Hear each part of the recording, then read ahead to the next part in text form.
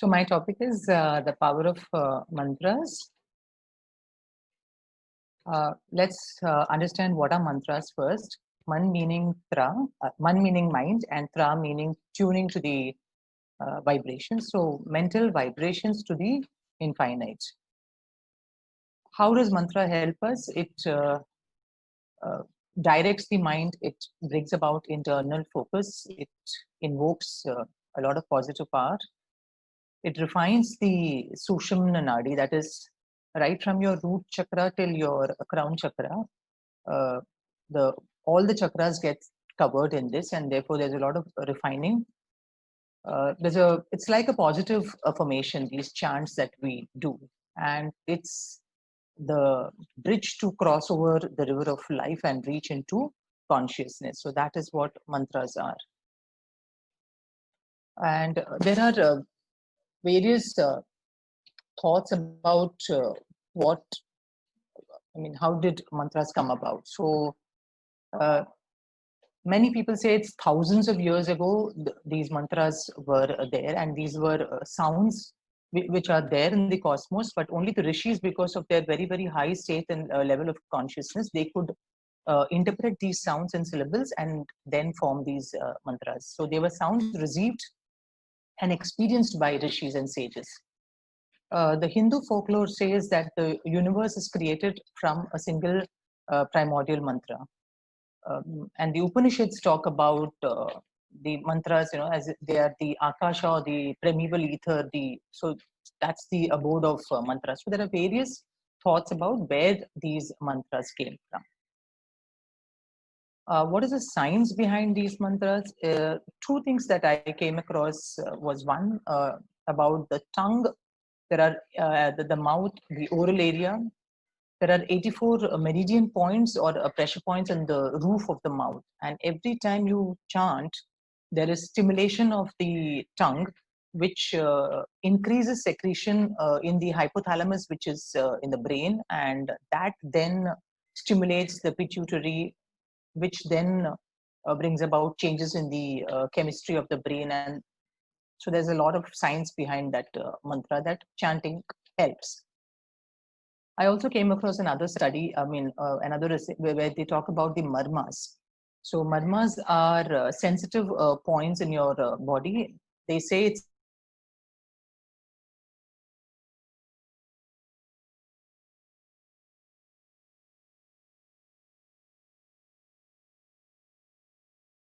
activated. And the mind is said to be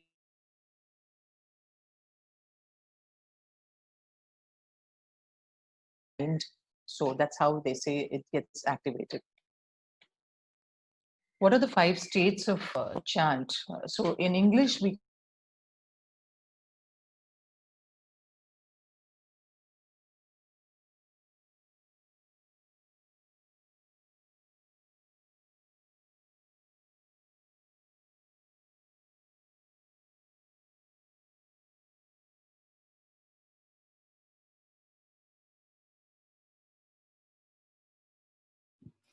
I'm just checking, is it my internet connection or? I can't hear her. Okay.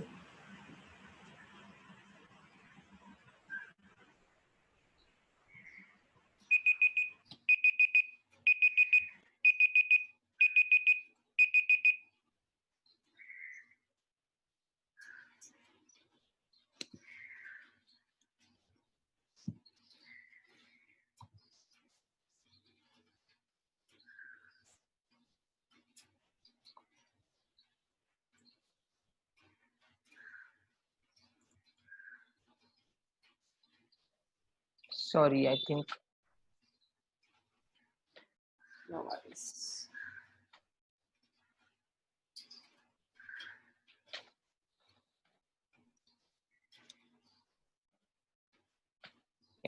Sita, actually, I had started losing your voice from the previous slide. Was that the case with others also? From the marmas is where. Okay. Yeah. So this 84 meridian points was audible? Yeah, from marmas. Okay. So marmas are sensitive points in all over the body. and it is just lying below the surface of the skin. And 108th marma is the mind. So when we talk about mantras, man is mind, and the 108th marma is the mind. So when we chant, the mantras become the conduit for what do you say, increasing the vibration and the frequency, and therefore they say marmas and mantras. So there was one study which I was looking at over there. And then there are 5 states of chanting. So the English, this one, and the Vedas, how do they call it? So as per the Vedas, there are 4 stages, whereas in the English we say aloud, whisper, mental, subconscious, and superconscious. So when we say it aloud, it's called Vaikhari. When we say it in a whisper, so that's Madhyama. When you mentally chant without opening your mouth or even without whispering, and the subconscious, that's called as Pashyanti. So subconscious is something when you may just lie down, you're sleeping, and that's how it becomes a part of you.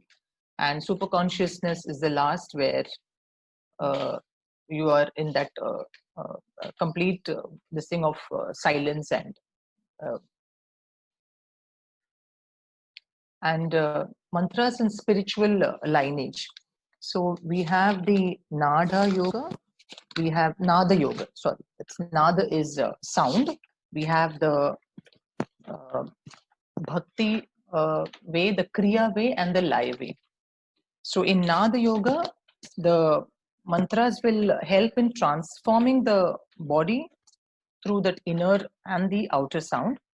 In Bhakti Yoga, mantras are, they help in, kind of, they are used to cultivate that devotion, and they help you in opening up your consciousness.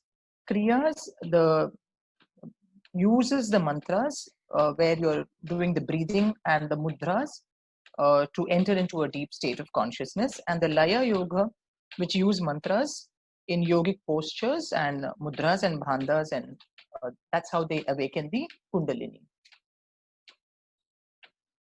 A few research findings.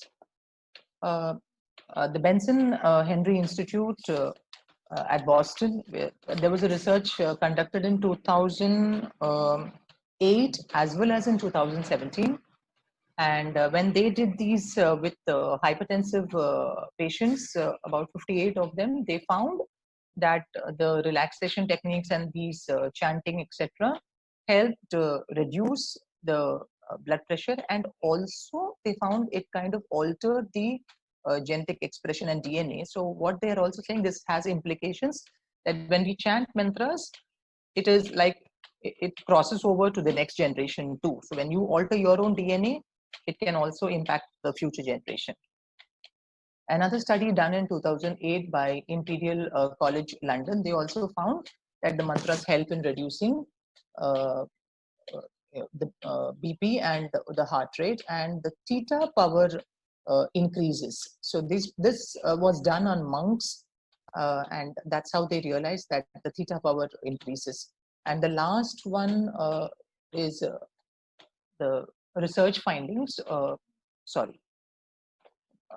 Alzheimer's Research Foundation. This is in Arizona, and this was also done in 2017. And here also they found that when the inmates or the people residing in Alzheimer's, or they were the people suffering or having the condition of Alzheimer's, they had better executive functioning when they were kind of having this program of relaxation and mantra chanting and all that.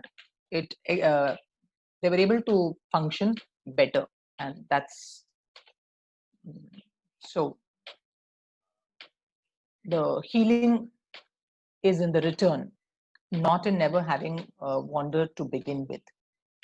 So though we chant mantras, there is this feeling that we may not always be in a state of concentration. We may not always be having the focus. But Sharon Salzberg says that